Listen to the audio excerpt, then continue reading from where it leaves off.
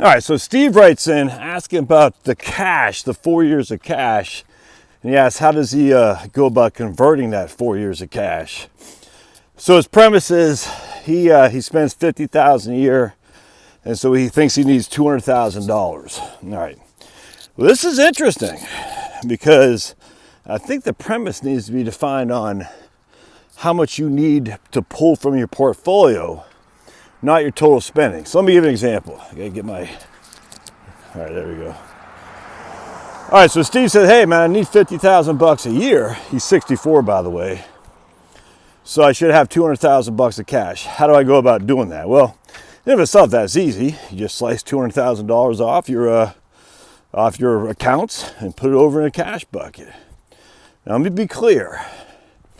If your accounts are predominantly in IRAs, that doesn't mean you take it out and put in a bank account. That just means you take it out of the investment market and put it into short-term stuff, certificates of deposit at the bank, high yield money market account, which isn't very high yield, stable value fund if it's in your 401k.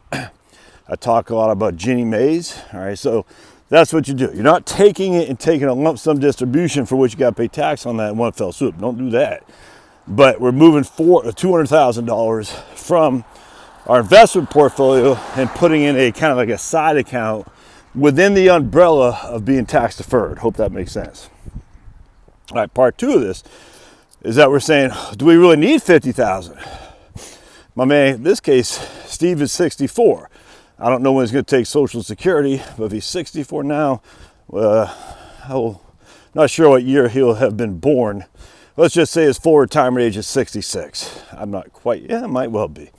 All right, so he's got 2 years before he needs, before he takes Social Security. And we'll just, for simplicity, we're going to say he gets $25,000 a year in Social Security, roughly $2,000 a month, give or take, just for my simple numbers here. So I can I can understand my own thought process. All right, so he needs $50,000 a year to live on. All right, of which in 2 years, so he's 64 now, 64, 65, he'll need $100,000, right? Because 50,000 times 2 is 100,000. If my math skills from public schools serve me correct.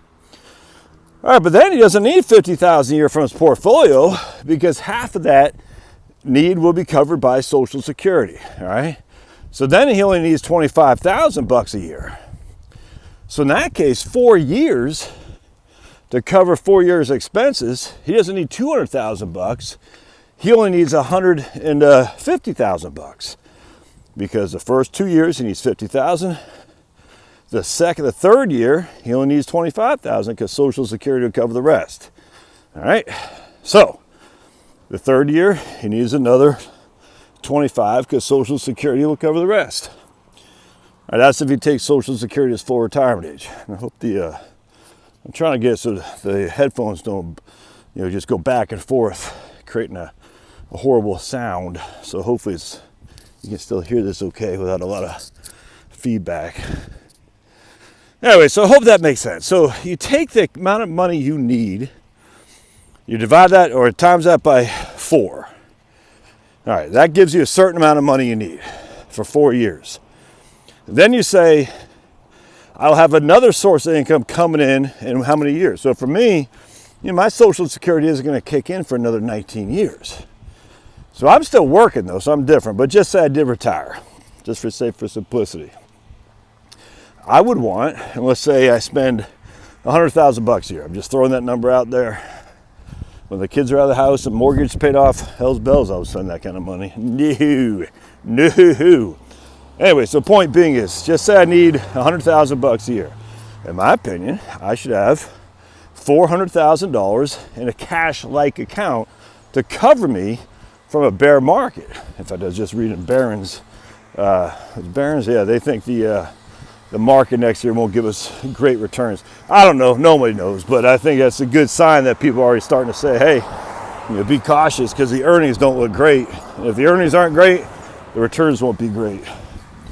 Just keep that in mind. Now, will it be if X, then Y? Not necessarily in the same year. And we saw that in 2018 and 2019. Yeah, 2018, the earnings were through the roof and the markets were down 4%. 2019, the earnings were down and the markets were up. So in any given year, it doesn't work as quickly and as assuredly as that. But over the course of those 2 years, if you look at the average earnings for those 2 years of 2018 and 2019, and you looked at the average rates of return for those 2 years, it worked. That calculation worked like a charm. Earnings growth plus dividend yield gives you return on your assets for stocks, that is. Anyway, so if I'm Steve, I'm looking at how much money do I need to live on? $50,000. How much of that is coming from Social Security? $25,000. When am I going to take Social Security? In 2 years? And I'm having $150,000 in cash to ride out a bear market.